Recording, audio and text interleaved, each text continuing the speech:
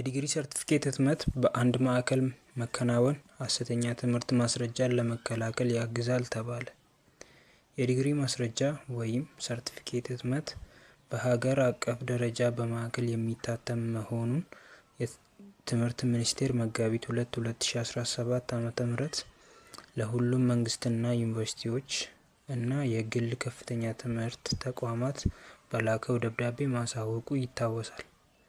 ከዚህ በፊት የነበረው አሰራር ማለትም ከፍተኛ ትምህርት ተቋማት ጨረታ ባሸነፈ ድርጅት በኩል የተማሪዎች ትምህርት ማስረጃ የሚያሳትሙበት ሂደት ለሐሰተኛ ትምህርት ማስረጃ ክፍተት የሚሰጥ እንደነበረ በሚኒስቴሩ ከፍተኛ ትምህርት ተቋማት አስተዳደር መሰረተ ልማት መሪ ስራ አስፈጻሚ ሰለሞን አበራ ለፋና ሚዲያ ተናግረዋል። በመሆኑም ሁሉም መንግስትና የግል ከፍተኛ ትምህርት ተቋማት የተማሪዎቻቸውን ዲግሪ በአንድ ማዕከል ብቻ እንዲያሳትሙ ይደረጋል ብለዋል። የአዲሱ ዲግሪ ህትመት በዚህ ዓመት የሚጀመር ሲሆን ህትመቱ እስኪደርስ ድረስ ትምህርት ሚኒስቴር ዲግሪ ለሚያስፈልጋቸው ተማሪዎች የድጋፍ ደብዳቤ እንደሚጽፍ ገልጿል።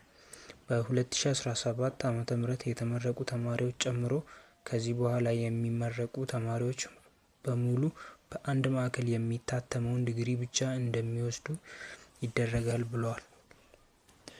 ከ2017 ዓ.ም በፊት ተመርቀው ነገር ግን ዲግሪያቸውን ያልወሰዱ ተማሪዎች በአዲሱ አሰራር ብቻ እንደሚስተናገዱ ጠቁመዋል።